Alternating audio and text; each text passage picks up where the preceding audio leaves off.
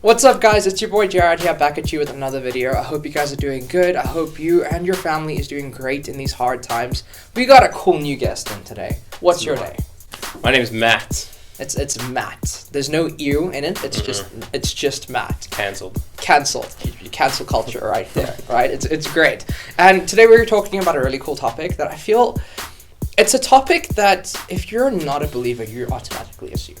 Like if you're not necessarily into these like religious things or these cool things, you just go, well, what's the point? Like everything just leads to the same point. Everything just leads to the same goal. So the question we're actually tackling today is, all religions lead to heaven? Right? It's a big question. It's a big topic. And maybe you're even sitting there and going, well, isn't there some truth in that? So we're going to be tackling that today. But first, let's get to know Matt. Matt, tell us about yourself. Yeah, man.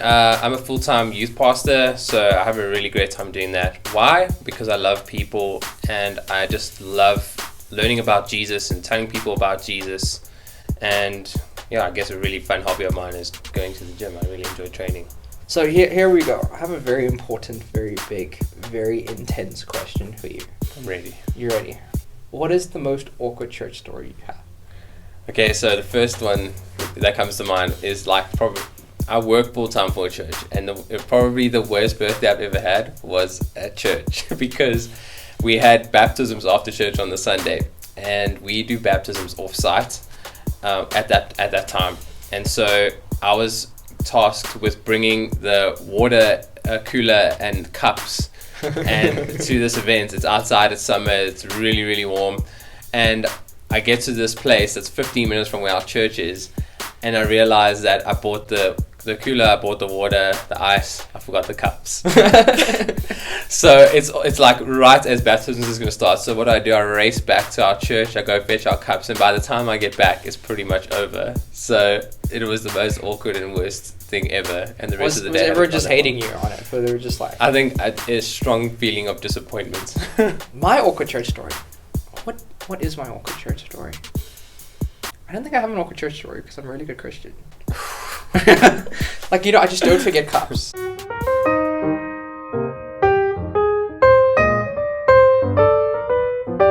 So, like, yikes, sorry, bro.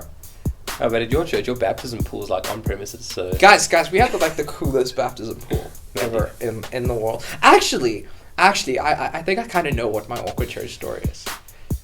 Kinda. So, okay, I remember it was baptism day at church. Baptism, bro, it's just the best place for stories. I remember it was baptism day at my church, and now we have like the pool, and then we have like the bathrooms. So what happens is people go in, come out, and they go straight into the bathrooms. So now I'm walking in, and I'm like, yo, I really need to like use the bathroom. So I go and I pee, but as I'm peeing, this guy walks in. I think he just got baptized. I didn't see much. As he walks in, full on slips, like full on slides through, lands on his butt, on the floor. I'm trying not to make eye contact because I'm still peeing. He's like there, and as I turn around to like go wash my hands, this dude is staring at me like, help me, like please help me up. And he had this irritated look, but I mean, by the time I was going to reach out to him, he was already up. So it was just like this disappointed, guys, I died. It was terrible. That was not it for me. Okay, so this topic, right? All religions lead to heaven. It's a big topic, and I understand where people are coming from, because I've heard people, most of my friends as well, who are not believers, they go, like, surely if it's a really good and it's a really loving God, then surely it's got to be multiple ways. Like, what God doesn't want to allow you to get to wherever you need to get? Like, that doesn't sound very right. So I understand where they're coming from. Yeah, I think it just seems very convenient that there would be multiple different avenues to arrive at the same destination, but we just know that it can't and shouldn't really be that way. What we're going to do is we're tackling 4 aspects of this today. Each one is going to develop off the next one, so I suggest stick out through the whole video so you can get the full picture of it. Okay, so the first aspect we're going to be looking at is this idea of certain truth.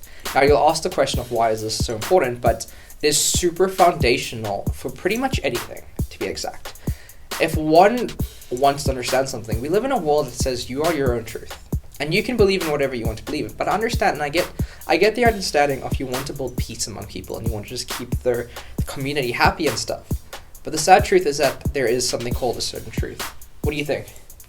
Yeah, and I think in a world where everything is becoming increasingly subjective and where it's all about how we feel, we actually need to be really careful, because we don't live in our own universe. We live in a shared space where if everybody's actually living a life around us and we're all actually kind of following the same rules, then okay, cool. If we're all bound by the same kind of concepts and the same kind of like laws of the universe or whatever, then truth can't be subjective. It needs to be objective, because we're not all in our own simulation. Truth has to be concrete. It has to be certain.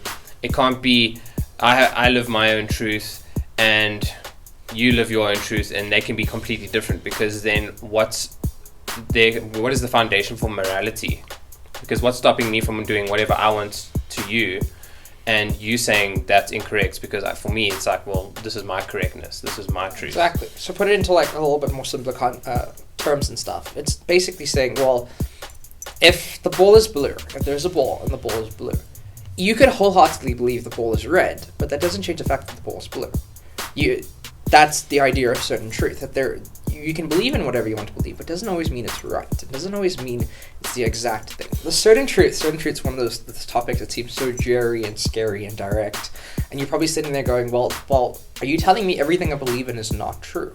Well, what's in it for me then? Like, why should I even listen any further in this video? I understand where you're coming from, and I hear you out, but hear me out as well. If you believe in something that is not actual truth, and you believe in it wholeheartedly, and you believe it's completely right, you're setting yourself up for disappointment. Whereas if you know how a certain thing works, and you know this is the absolute honest truth of it, and you find out that is the absolute honest truth, you already have a confidence in the fact that this is it, that is not wrong. So by you believing in your own truth, you're inherently setting yourself up for something to prove you wrong in your own truth. Like, this is quite a scary thing to live by. Okay, alright, let's talk about the next aspect of this, alright? I remember watching this video once by this apologetic guy. If you don't know what apologetic is inherently what we're doing now. Defending Christianity, explaining Christianity. That's apologetics. And he was doing apologetic, and he went to speak to this Buddhist monk. And I can't remember where he went, but he was speaking to these bunch of Buddhist monks. And they're all telling him, and he used to ask them a question of like, how do you get to heaven and stuff? And they told him this cool analogy where they said, heaven is at the top of the mountain, and everyone is just trying to build their own path to get to the top of the mountain. So some are using tractors, some are digging trails, some are just straight up climbing it, but it doesn't really matter because everyone just wants to get to the top. And this guy, this apologetic guy, he looked at them and he said, I get you, I understand. He sat back and he thought about it for a second and he went, but what if there was someone at the top that built a path for you down? But not only did he build a path, he built the best path for you down. And they all said, well, that's amazing. Like someone who's already at the top coming down and building a path so everyone can use it. He said that's exactly what Christianity is. We live in a world where 99.9% of religions go like this. Hey, you can attain and you can reach fulfillment and you can get to this level of God or spirituality. With Christianity, the whole thing's reversed. Because we live in a world and we believe that our God came down to us. He paved the way for us. He made the most efficient way to get to the top of the mountain. He said, the cool part is, not only did I make a way down, but I showed you how to get back up. He showed us how to live the path. And that's inherently the beautiful story of Christianity. What do you think about this? Yeah, it's absolutely unbelievable, because the truth is that God has a standard and we don't meet that standard, because to get to the top of the mountain, you need to be here. And you've got to get there. And what God actually did was he flipped it upside down and he said, listen, I know you can't get to this level. I know you can't reach this standard. So what I'm doing is I'm not lowering the bar, but I'm coming down to you.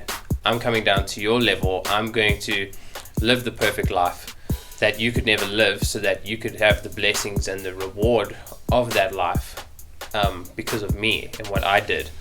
So Jesus came from a place of completeness and amazingness in heaven where there's no problems and no issues. Imagine a world like that, though. No diseases, no problems, no anger, no death. It's complete utopia. And he said, I'm going to leave all that behind, and I'm going to come down to show you how to get to that, which is really cool. But what I do want to talk about for a second is people look at the story and go, okay, great, but then why didn't God just originally allow us to get to like the utopia? What people normally do is they start with saying, sin entered the world, we need a savior. But that's not actually how it was. It was a perfect creation. Mm-hmm. It was absolutely beautiful. It was the utopia where there was no death, there was no pain, there was no hurt, there was no disease. And we said, no, we don't want that. So this is the biblical narrative of the Bible. We don't want that. Humanity said this. We don't want that. We want to do things our own way. And in doing things their own way, they attain to sin, and they attain to death, and they attain to pain and hurt and disease, and all of these bad negative things happen. And it's cool because Matt explained it to me in a really cool way. He explained to me that, well, if there are multiple ways, first of all, there's competition, and there's confusion, and there's chaos. But if there's one way, it's simple. It's quite easy to understand. Yeah, I mean, God wants things to be as clear and concise as possible because he doesn't want us being confused. He doesn't want us trying to figure out which way is the best way and do all the other things properly. And as we mentioned earlier, that Christianity is actually unique in the fact that we believe God came down to us and he brought salvation to us. He brought love and goodness towards us. He made the big step towards us. And so with every other religion being quite different in how there's like levels of spirituality and exactly. Perfect atonement, God reversed that for Christianity. Yeah, so how could every way be the correct way when they don't even do things in the right way? Like some religions are not even like God based, they're you based, you focused, all about how you attain your inner peace, how you live your life perfectly, and there's not even really a guarantee of a afterlife or a next step, a heaven.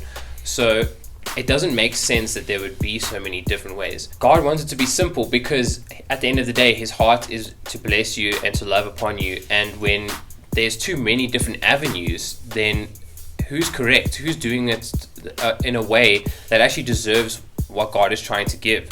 So in order for us to be blessed and for everything to also be fair, there needs to be one single standard.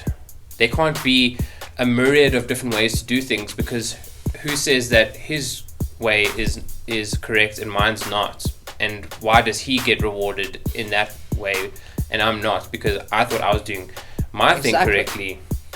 So it's these like multiple systems, right? They all have different levels of goodness and goodness and goodness and goodness. But then this one has easier like levels of good. We live in a world where it has to be as simple as possible. I want to get the fastest answer as quickly as possible and as fast as possible and as simple as possible.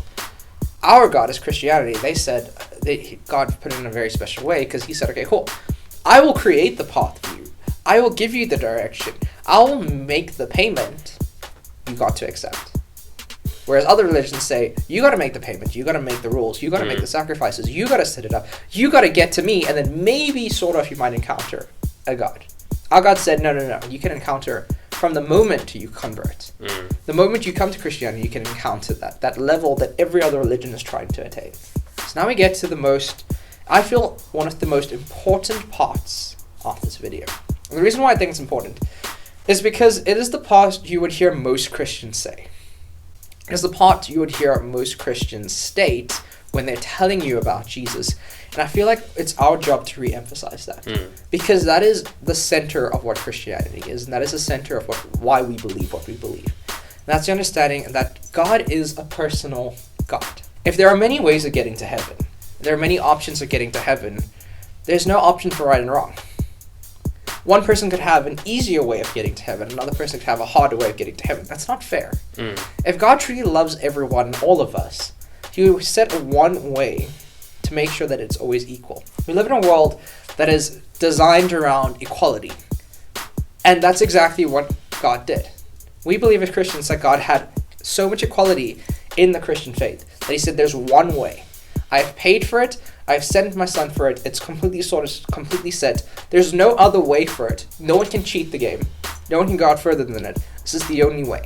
It is equal and it's free for everyone, which is an important aspect. What do you think about this? Yeah, and God, being his character is that of love and generosity, and so for everybody to be able to experience this in its fullness, for God to actually manifest his character to every single person, there needs to be one single way. I love understanding of knowing I can go to someone who has all the answers. Like, that is so cool. Like, imagine going to God to understand how the world works. Like that, like, people are trying so hard to figure everything out and trying so hard to understand everything.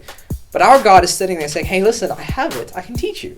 Like, I can show you the beauty of this. You know, Aladdin, I can show you the world. Like he can show you these really cool things about the world, things that you never understood, things that you thought you understood, all these aspects. There's this great marvel of, like, I have the answers, and I want to give you the answers.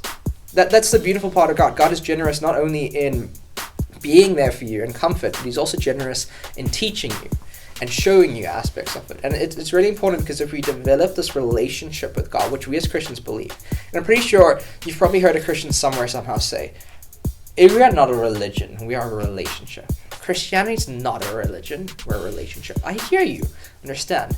But now, I bet you no one's ever explained that concept to you. What does that mean to have a relationship with someone? It means our God is more concerned with understanding the personality of you and you understanding the personality of him. And he is concerned with you trying to get to him. He's saying, I love you so much that I'm here already. Like, I'm here, I just want to spend time with you. Like, I want to be your friend. I want to be there for you. I want to teach you things. I want to help you grow. I want to give you fulfillment. I'm there already. We live in a world where others outside of the Christian sphere, it's always you trying to get there. I gotta grind to get God. I gotta grind to get to God. I gotta grind to get to where I want to get to in life. I gotta grind to get to fulfillment, wealth, whatever it is. Where our God said, no, you don't need to. I can teach you.